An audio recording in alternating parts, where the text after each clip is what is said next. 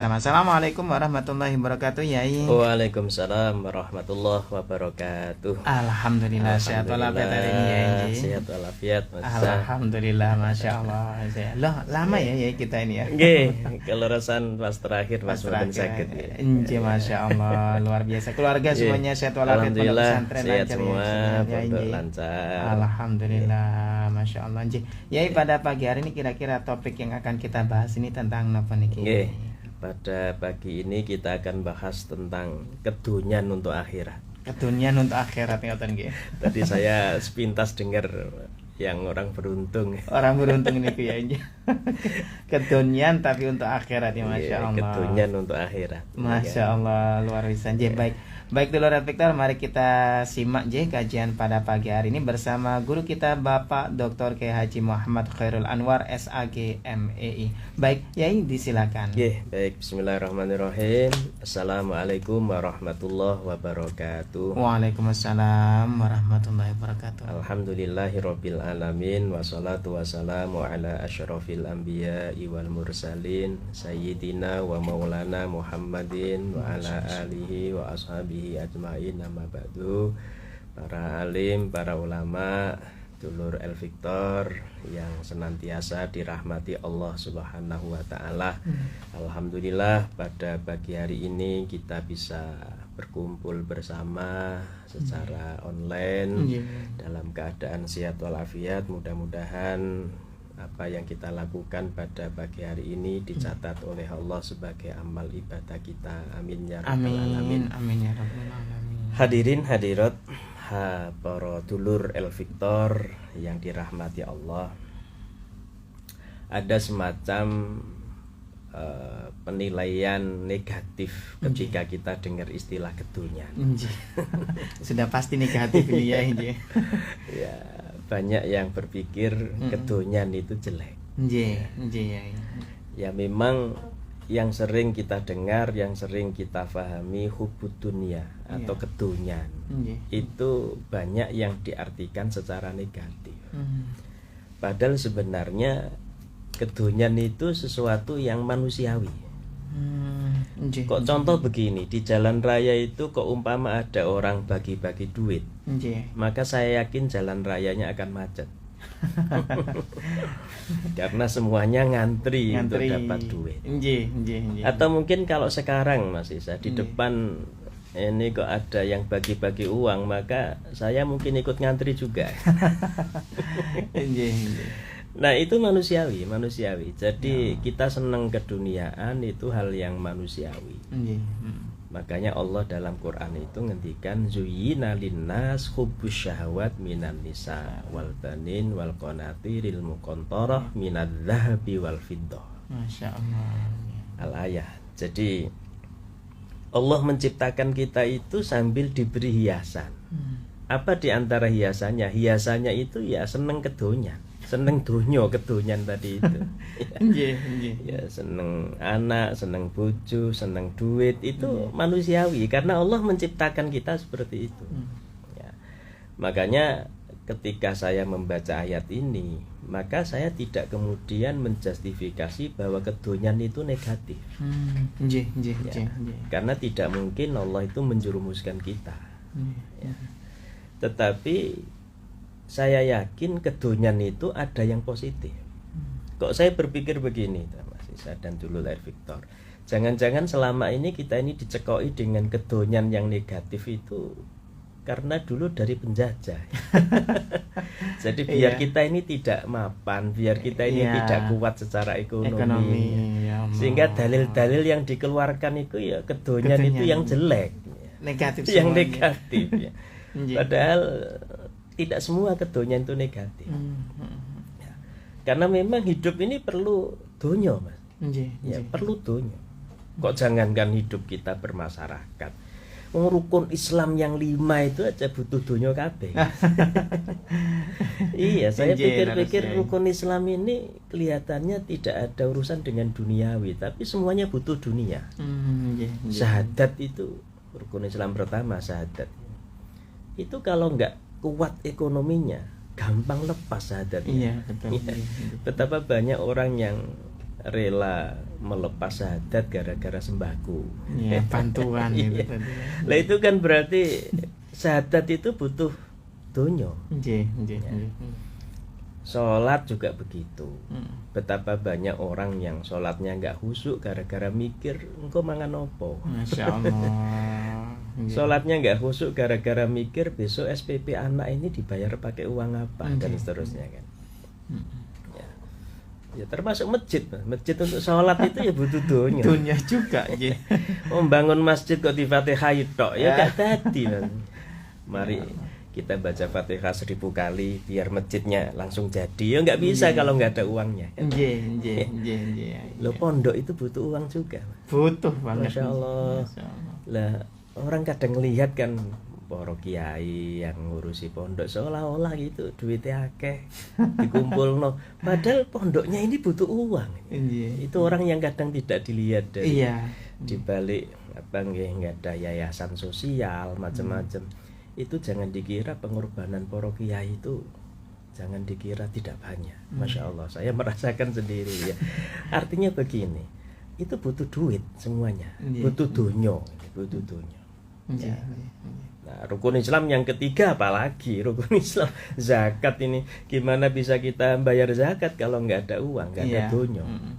Malah di zakat itu kan ada aturan nisab, Iya. ya ukuran minimal kita apa punya uang, terus kita wajib zakat. Ukuran nisab ini secara implisit berarti itu kita harus kedonyan.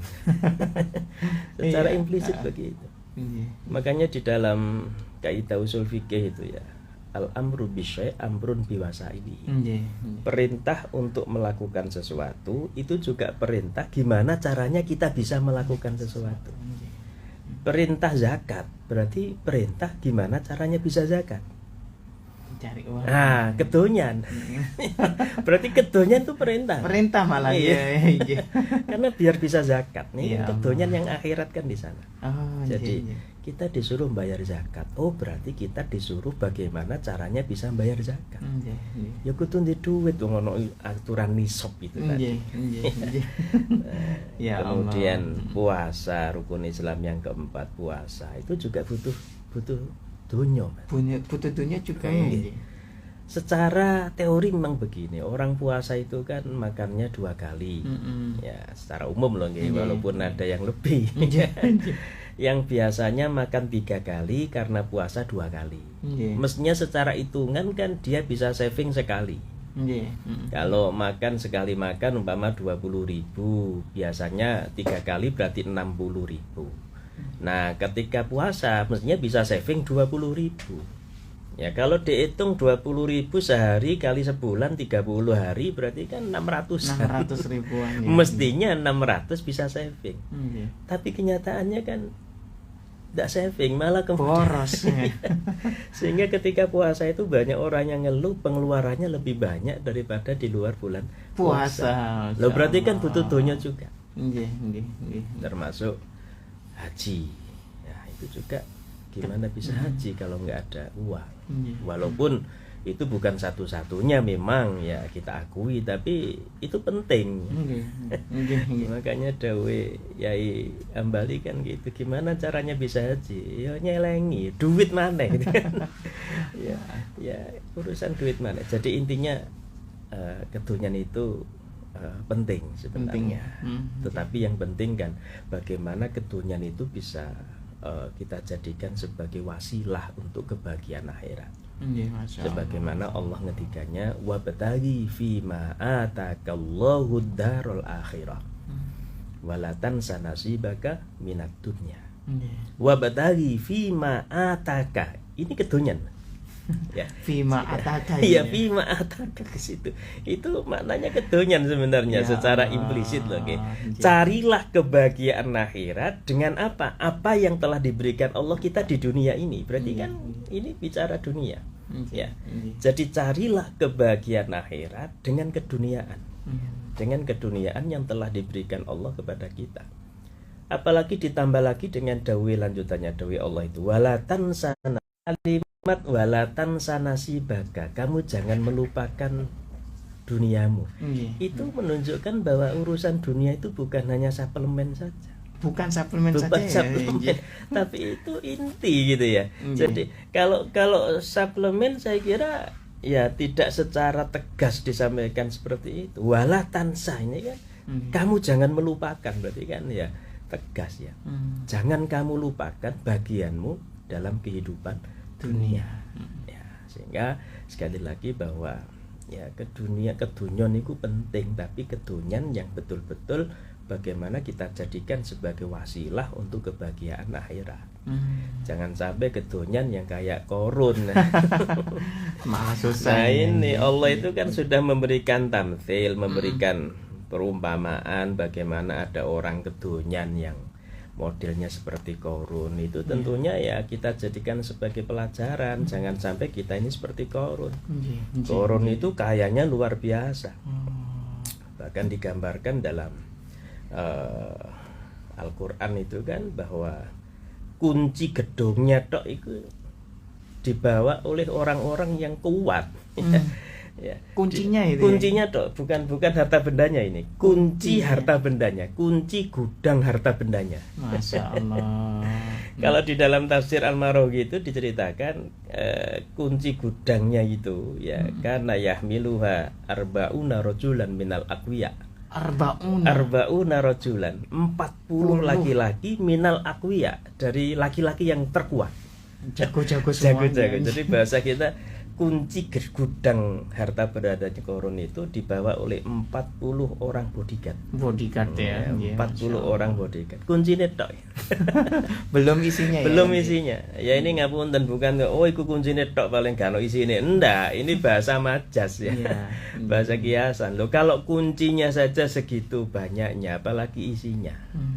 Lalu saya kira orang yang terkaya zaman sekarang nggak ada yang sampai kunci ini digawa wong 40 bodyguard ya. Ini 40 bodyguard bawa kuncinya tok. Ya. Ustadz, insya Allah saya aman, saya tiap hari ngaji. Lo jangan dikira korun itu gak tahu ngaji. Korun itu ya sedikit ngaji asale. Ya, dulunya lo korun itu bukan orang keceng-keceng. Korun itu secara nasab, secara keluarga itu huwa ibnu ammi Musa, anak lanange pamane Nabi Musa. Berarti kan sepupune Nabi Musa. Jadi keluarga yang luar biasa. Iki nek cara ibu-ibu ngono iki mantu idaman nih. Sudah kaya, nasabnya juga baik begitu ya. Kaya nasabnya baik. Lah kalau sepupunya Nabi Musa berarti kan kalau terus silsilahnya itu ya berarti bisa jadi cicitnya Nabi Yakub. Ya. Nabi Musa itu cicitnya Nabi Yakub. Ya. Nabi Musa terus ada orang tuanya baru Nabi Yakub. Nah, Korun juga begitu. Dan dalam tafsir Al-Maraghi itu dijelaskan juga bahwa Korun itu biasa dipanggil dengan An-Nur. Kenapa? Li husni suratihi, karena gantengnya luar biasa. Masya Allah. Kan mantu idaman iki Mas. Ya. Jadi Korun itu nasabnya kayak begitu, gantengnya luar biasa, sugih luar biasa. Luar biasa. Ya. Terus pinter agama gitu ya. Jadi jangan dikira Korun itu orang yang jauh dari agama. Karena ahfadzu Bani Israil li Taurah. Dia adalah orang yang paling hafal kitab Taurat di antara orang-orang Bani Israel. Masya Allah. Ya kan? Ini zaman saiki berarti dia itu hafal Quran. Iya, tahfidz ya. Hafid dia itu ya. Wa aqra'uha, dan bacaannya ya enak. Iya. Jadi ya sugih, ganteng, anake wong keturunan orang baik-baik yang luar biasa, ahli agama. Ya, secara keilmuan luar biasa, wong apal Taurat, bacaan Tauratnya yang paling enak. Tapi kan kebablasan tadi, merasa harta bendanya banyak, mungkin juga merasa ganteng, merasa macam-macam, akhirnya sombong. Ya Allah. Sombongnya melebihi kesombongan orang biasa. Ya, sampai ngaku pangeran dan lain sebagainya. Itu sudah diingatkan lah, tafroh korun, ojo sombong. Ya, Allah itu la yuhibbul farihin. Allah tidak suka orang-orang yang sombong. Sudah diingatkan. Tapi ya tetap aja namanya korun. Ya. Nah ini tamthil, perumpamaan dari Allah bahwa ada hal-hal kedonyan yang memang dilarang, betul itu kita akui. Tetapi ada hal-hal kedonyan yang memang diperintahkan, ya. Sehingga jangan sampai kemudian kita ini menjustifikasi bahwa semua kedonyan itu negatif. Karena apalagi zaman sekarang, dikit-dikit ini butuh uang semua ini. Ya. Nah, apalagi kalau kita ada urusan apa gitu ya, apapun itu saya kira pasti ujung-ujungnya kita butuh duit itu, butuh kedonyan itu. Ya. Ya politik gak akan bisa nguasai nek duitnya gak kuat. Ya. Pendidikan juga begitu. Ya. Sehingga apapun itu ini adalah bagian dari bagian dari perintah Allah, karena kita disuruh untuk fid dunya hasanah wa fil akhirati hasanah. Bukan hanya fil akhirati hasanah, bukan hanya akhiratnya bahagia, tapi juga dunia juga bahagia. Memang kalamnya ini kalam doa dalam Al-Baqarah 201 itu kan.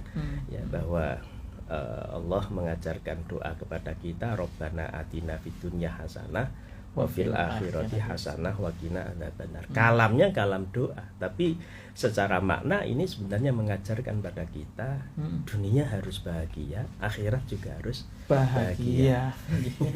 Jadi ini poin pentingnya Mas Isa dan Dulul R. Victor, bahwa bagaimanapun kita harus kuat di bidang ekonomi. Nah, untuk itu apa yang kita lakukan? Ya kerja. Tetap harus bekerja ya ini. Iya. Ya, dan gimana caranya kerja biar bisa kedonyan demi akhirat? Di antaranya Allah sudah ngendikan fa idza qudiyatis shalah fantashiru fil ardi. Ketika sholat itu sudah dilaksanakan, maka bertebaranlah kalian di muka bumi. Wabtahu min fadlillah, cari anugerah Allah, kerja bahasa kita. Ya berarti kerja, tapi ojo sampai meninggalkan kewajiban kita sholat, kewajiban kita sebagai seorang muslim. Nah, ini kedonyan yang demi akhirat. Kedonyan demi akhirat. Jangan sampai ya kayak tadi itu hanya numpuk-numpuk dunya tok, tapi lupa kewajiban kita sebagai seorang muslim. Allah sudah mengingatkan kita bolak-balik, alhaakumut takatsur hatta zurtumul maqabir. Rusak kalian dengan menumpuk-numpuk harta sampai mati, kerjain juga golek duit tok, lali kewajiban sebagai seorang muslim. Masya Allah. Allah sudah mengingatkan, ya, kalla saufa ta'lamu, thumma kalla saufa ta'lamu, kalla law ta'lamu ilmal yaqin. 3 kali Allah ngendikan kalla. Kalla itu sekali-kali jangan begitu kan gitu. Iya, bahasanya ya, gitu. 3 kali. Kalau sudah 3 kali ini peringatan keras ini. Ya, peringatan keras. Ya Allah. Sekali-kali jangan begitu. Sekali-kali jangan begitu. Nek basa kene ya ojo ngono po ngene. Ya. Ojo ngono. Bulat 3 kali loh gitu. Jadi kalau umpama kita ini bahasa manusia ya, kita umpama ada orang melakukan kesalahan terus dicegah sampai ping 3, ini kan berarti nemen. Iya. Ya. Kalau bahasa manusia kan. Loh ya apalagi ini bahasanya pangeran, bahasa Allah ini. Kalla. Sekali-kali jangan begitu. Nah, ini menunjukkan sekali lagi bahwa kedonyan itu harus untuk akhirat, jangan sampai sekedar kedonyan yang lupa dengan akhirat. Saya kira itu ini sekedar awalan prolog dari saya. Monggo Mas Isa. Baik. Kita akan rehat sejenak ya. Ya, ini sudah masuk beberapa pertanyaan ya, dari Bapak Abdul Rahim di Kebonsari. Bagaimana perihal hadis, barang siapa mengejar akhirat maka dunia akan mengikutinya? Apakah berarti yang utama itu adalah akhirat? Nah, ini bagaimana ya? Terima kasih Pak Abdul Rahim ya. Bagaimana dengan rujukan tadi? Ya, jadi betul memang ini kan bahasa ya, dari sisi bahasa. Yang jelas arahnya bagaimana kita menseimbangkan dunia akhirat. Arahnya akan ke sana sebenarnya kan. Arahnya bagaimana kita menseimbangkan dunia akhirat. Nah, kita mulai dari mana? Ya tergantung masing-masing kita bagaimana. Contoh begini Mas. ada orang-orang tertentu yang kadang-kadang sholatnya gak khusyuk nih ganti duit. Ini termasuk ini. Saya Ya. pernah merasakan Nggih. gitu. Ya berarti ya kudu dikuatno duite ben sholatnya khusyuk. Nggih, nggih, Ya, nggih. berarti kan gitu. Tapi ada juga yang orang itu merasa nyaman, tenang dengan sholat. Nggih, Ya, nggih. walaupun dia nggak duit-duit. Ketika ada masalah malah sholat dia. Oh. Ya, berarti dia sudah merasakan ladzatul ibadah, ya, kenikmatan dalam ibadahnya. Ya. Nah, tetapi kalau kita merujuk kepada ayat Allah wabtaghi fima atakallahu darul akhirah, itu jelas bahwa carilah kebahagiaan akhirat dengan apa yang telah diberikan Allah kita di dunia ini. Artinya bahwa kedunian itu kita jadikan sebagai wasilah untuk kebahagiaan akhirat. Nah, yang dulu yang mana, yang penting yang mana? Ya dua-duanya penting. Nggih, dua-duanya penting. Kita nggak bisa. Ini kalau menurut saya satu kesatuan, Mas Isa. Satu kesatuan yang nggak bisa dipisahkan. Pisahkan, ya. Jadi nggak bisa kemudian penting dunia nih, penting akhirat indah. Tapi dua-duanya mana yang penting. Nah, sekarang tinggal yang dulu yang mana. Ini kan sama dengan pertanyaannya, dulu ayam apa dulu telur? Karena itu satu kesatuan. Masya Allah. Ya. Nah, memang ya masing-masing orang menghadapi kasus yang berbeda. Ya bagi kita mungkin ya mohon maaf yang sudah mapan, yang sudah ini mungkin seolah-olah dunia itu gak penting. Ya bagi mereka yang mungkin dunia sudah mapan, dunia gak penting, sepenting akhirat. Mungkin begitu. Tapi bagi mereka yang nyari makan aja susah, ya penting sekali kan gitu kan akhirnya kan. Ya sehingga dua-duanya penting. Nah, jadi masing-masing kita beda, tetapi tetap kita mengacu kepada Al-Quran, kepada hadis. Nah, kok ada hadis-hadis yang mungkin dalam tanda petik seolah-olah mengajarkan kita miskin? Itu bukan mengajarkan kita miskin. Oh, bukan itu yang dimaksud ya? Iya, tapi itu bahasa saya itu hiburan aja bagi yang sudah terlanjur miskin. Ya Allah. Ya karena memang Allah sudah ngatur sedemikian rupa. Kan ya tidak mungkin orang kaya semua. Nah, nuqasamna bainahum itu kan dalam Quran kan. Allah sudah membagi, ini bagiannya ini bagiannya ini, bagian ini. Ya. Nah, sehingga yang sudah terlanjur miskin ya sudahlah. Jangan kemudian menyesali yang berlebihan, putus asa sampai kemudian lali sholate, kan jangan sampai seperti itu. Ya, sehingga ada teks hadis-hadis tertentu yang seolah-olah tadi itu seolah-olah ngajarkan kita miskin, padahal bukan ngajarkan kita miskin, itu menghibur mereka yang sudah terlanjur miskin. Ya, sama dengan yang carilah aku di antara orang-orang miskin kan Rasulullah kan ngendikan begitu. Ya, berarti kan ini jangan dimaknai berarti Rasulullah bolone wong melarat ya enggak. Ya, atau bahwa orang yang kaya itu akan dihisap oleh Allah jauh lebih lama dibandingkan yang miskin. Jadi yang miskin itu sudah menikmati surga sedemikian lama, yang kaya masih dihisap. Ya itu juga jangan dimaknai berarti enak miskin. Nah ini harus kita pahami hadis itu secara tekstual maupun secara kontekstual. Ya, tidak hanya secara tekstual saja. Baik, selanjutnya Yai, ini masuk ini dari Bapak Narko ini ya. Ya, assalamualaikum, Mas Ishak, izin tanya, kerja ikut orang kafir apa haram gajinya? Itu yang pertama. Yang kedua, bank konvensional apa haram ya? Sementara disuruh perusahaan untuk transfer gaji aja. Kalau haram gimana caranya halal nggih? Matur nuwun pencerahannya.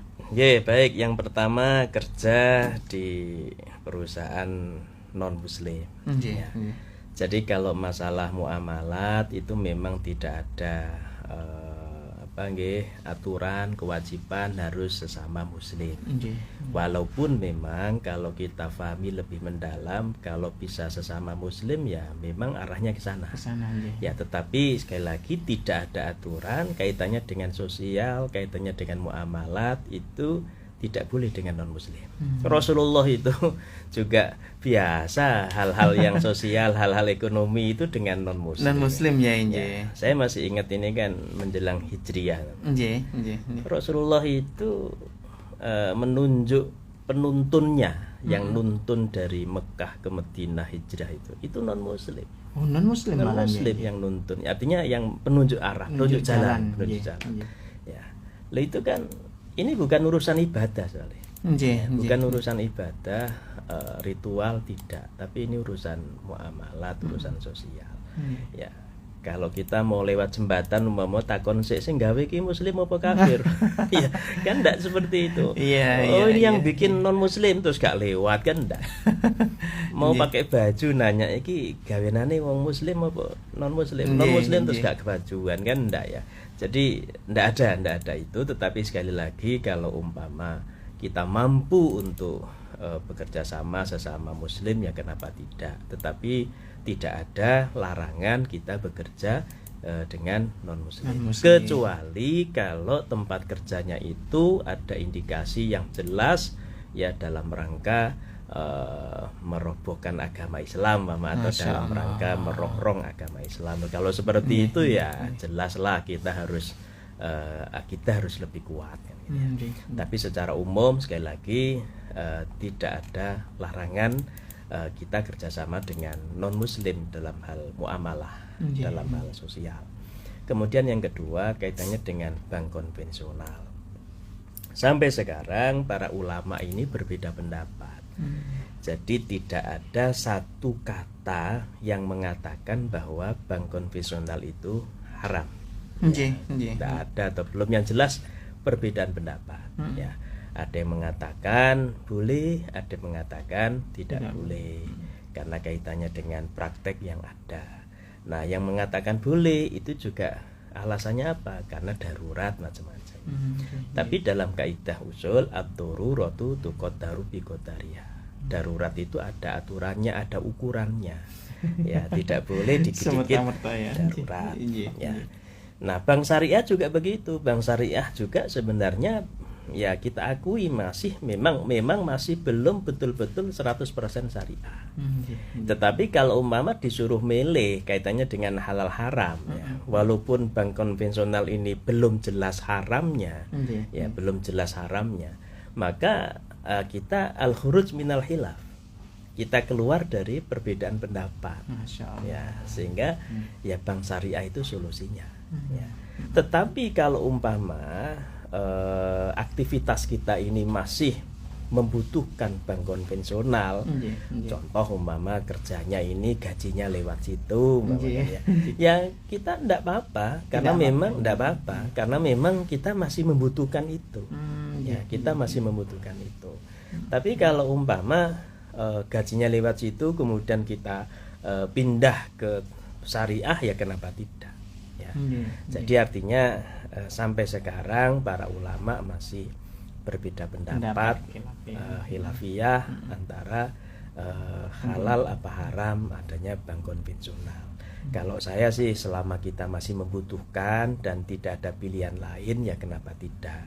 Ya, tetapi kalau kita sudah tidak membutuhkan ya kita al-khuruj minal khilaf tadi itu. Kita ya beralih ke bank syariah. Karena kalau tidak kita mau siapa kan gitu ya. Terus ada yang ngomong bank syariah tapi masih kelihatan riba mama. Ya kaidah usulnya malah yutraku kuluhu la yutraku kuluhu. Ketika kita tidak bisa semuanya ya jangan ditinggalkan semuanya. Gitu ya. Tidak bisa 100% ya jangan sampai tidak sama sekali.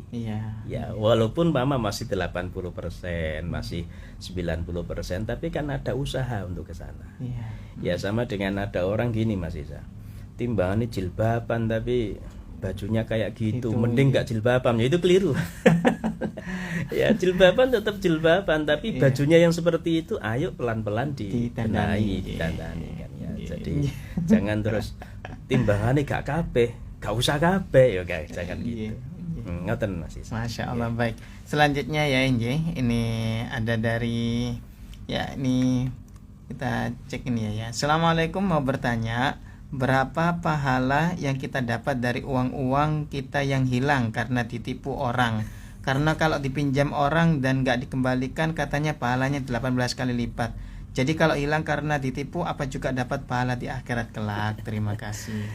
Nggih, Masya Allah, ini akhir-akhir ini memang banyak penipuan Mas Isa. Orang itu kadang-kadang maunya kedonyan tapi instan ini ya. Ini kedonyan yang lupa akhirat berarti. Bukan termasuk bahasan kita yang kedonyan akhirat, tapi kedonyan yang lupa akhirat. Banyak penipuan. Dari ini termasuk kami di UNESA ini, para pimpinan kami banyak yang dicatut namanya. Ya, hari-hari ini jadi banyak yang dicatut, menipu masyarakat, nggak tahu nawari ini, nawari itu, ujung-ujungnya transfer uang. Itu kalau kita turuti saja, itu sudah mereka pakai hipnotis. Ya, kalau kita turuti ya akhirnya kena, sehingga ya banyak sekali yang kena. Termasuk saya 2 hari yang lalu itu dapat WA. Dia ngakunya Sekda Prof. Jatim. Jatim ini ya. Si tanya saya, "Bapak pengurus pondok ini." Ya, saya bilang, "Lo ngapain Pak Sekda ngubungi langsung itu?" Tak guyoni melan Mas Isa. Sekarang Pak Sekda masih nyate, saya bilang. Karena 2 hari yang lalu Pak Sekda masih sibuk nyate. Akhirnya saya dibalesi dengan apa itu, gambar nari-nari gitu. Berarti guyonan, ini apa, penipu ya. Nah, ini banyak sekali. Makanya ya kita jangan sampai kemudian percaya, gampang percaya pada apa itu, telepon atau chatting atau ada apa-apa yang dari orang yang tidak jelas siapanya. Nah, kalau umpama tertipu, jenenge menungso Mas. Nggih, leres ya. Dan ini ngapunten, tidak hanya orang awam Mas. Tidak hanya orang awam. Tidak hanya orang awam. Orang yang ngapunten, kiai yang tidak ngerti tentang perbankan itu juga banyak yang kena tipu. Ya terus terang aja, dulu kiai saya juga pernah kena sekian. Ya karena husnudzonnya luar biasa para kiai. Ya, termasuk abah saya dulu ketika masih sugeng juga kena itu. Tahun berapa itu kena. Kalau dulu kan tidak lewat medsos, langsung datang itu ya. Langsung datang. Lah kami di pesantren itu kalau sudah ditawari bantuan, ya siapa yang nggak mau kan? Kalau sudah ditawari bantuan itu sudah para kiai sangat husnudzon. Oh, ini mau bantu pesantren demi umat, demi umat macam-macam. Tapi ternyata husnudzonnya para kiai itu dimanfaatkan oleh orang-orang yang tidak tanggung jawab itu. Akhirnya ada yang kena puluhan juta, ada yang kena ratusan juta itu. Ya. Nah, sekarang sudah kena tipu, Mbak. Apakah itu bisa bernilai sedekah? Nah, ini pertanyaannya kan di situ. Apakah dapat pahala 18 kali lipat ngoten nggih. Nah, masalahnya kan sekarang begini. Iya, nek tipune 1.000 ikhlas kan gitu. Loh, kalau kemudian ratusan juta, untuk ikhlas itu kan berat. Untuk ikhlas itu berat. Ya Allah. Tetapi bagaimanapun innalillahi wa inna ilaihi raji'un, bahwa sebenarnya kita dan apa yang kita miliki ini kan milik Allah. Karena milik Allah maka semuanya pasti akan kembali kepada Allah. Saya yakin orang yang sudah kena tipu kemudian dia betul-betul ikhlas dan tawakal kepada Allah, maka saya yakin dia juga dapat pahala. Masya Allah. Saya yakin dapat pahala. Loh, tapi gak ikhlas, memang berat ikhlas. Berat sekali apalagi. Iya, berat ikhlas. Tapi saya yakin itu karena dia disusahkan orang, dizolimi orang. Ya. Maka saya yakin dia dapat pahala. Ya. Berapa pahalanya tergantung ilangnya piro. Ya Allah. Ilangnya 1.000 pahalanya ya sithik. Ilangnya 100 juta ya pahalanya besar. Ya, tetapi bukan berarti tawakal terus berdiam diri sudah nggak apa-apa kena tipu, enggak. Tetap aturan harus ditegakkan. Mungkin kita lapor atau bagaimana agar orang lain tidak kena tipu juga dan lain sebagainya. Ya intinya menurut saya memang literasi keuangan itu penting bagi masyarakat kita. Ya jangan sampai kemudian hanya diiming-imingi begini begitu kemudian kena. Ya, jadi pesan saya juga ini, kalau ada orang yang hubungi yang mencurigakan, mending nggak usah ditanggapi, atau laporkan ke pihak yang berwajib. Ya. Kalau ditanggapi terus begitu, itu bisa kena hipnotis uang mereka menggunakan cara-cara yang nggak bener.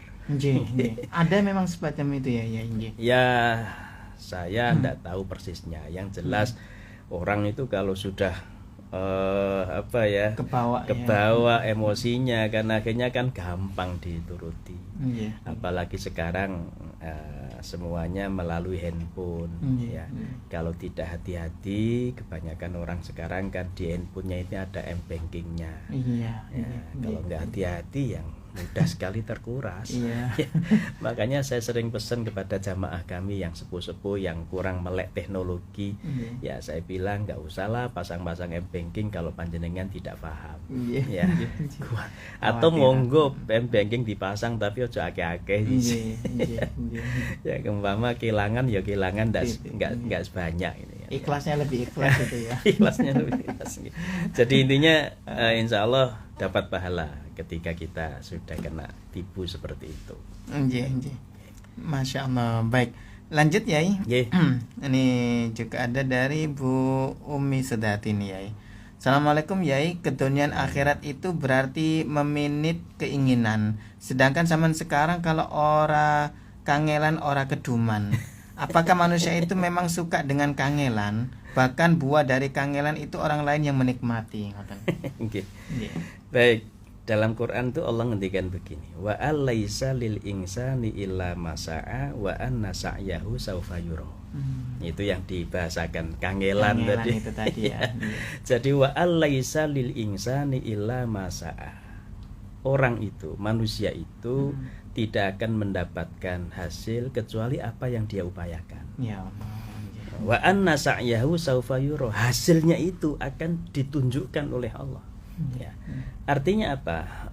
Ketika kita berusaha secara maksimal, yakin pasti ada hasilnya. Nggak ono ceritane wong usaha gak ono hasil. Ya, hasilnya kapan? Ya iso sekarang, mungkin nanti, mungkin tahun depan, 3 tahun, 100 tahun lagi, atau mungkin di akhirat lah.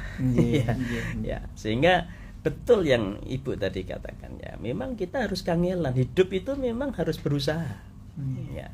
Sehingga faida farohta fangsom. Ya. Ketika kita sudah selesai menyelesaikan urusan, bersiap-siap untuk ada urusan lain.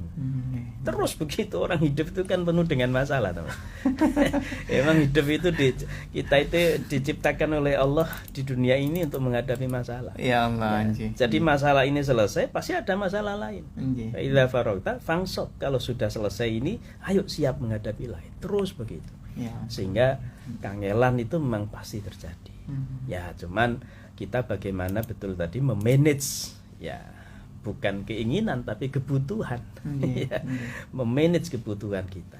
Jadi sebenarnya hidup itu kan sederhana Mas Isa. Allah itu menciptakan kita, walaqad makannakum fil ardi wa ja'alna lakum fiha ma'ayish.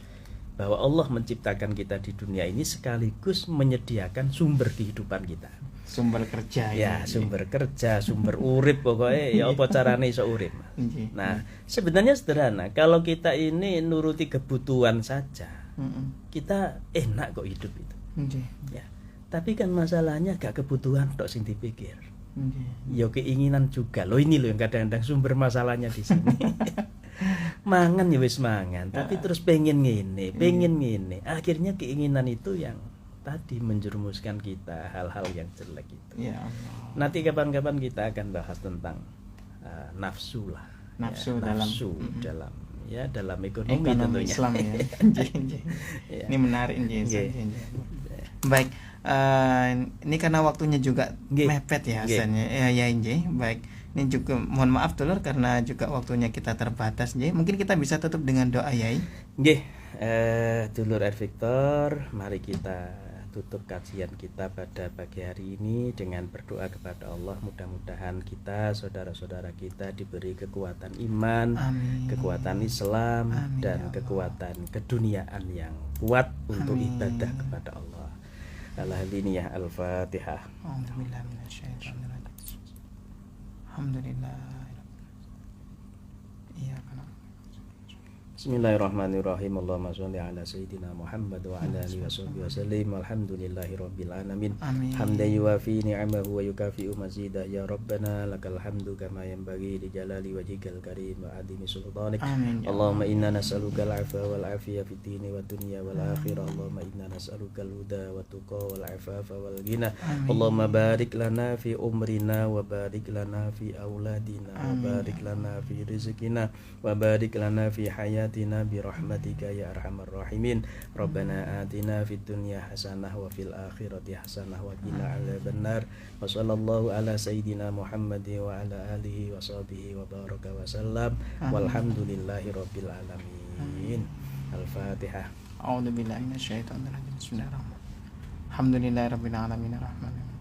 Shiratal ladzina an'amta 'alaihim. Amin. Ihdinas siratal mustaqim. Wassalamualaikum warahmatullahi wabarakatuh. Waalaikumsalam warahmatullahi wabarakatuh.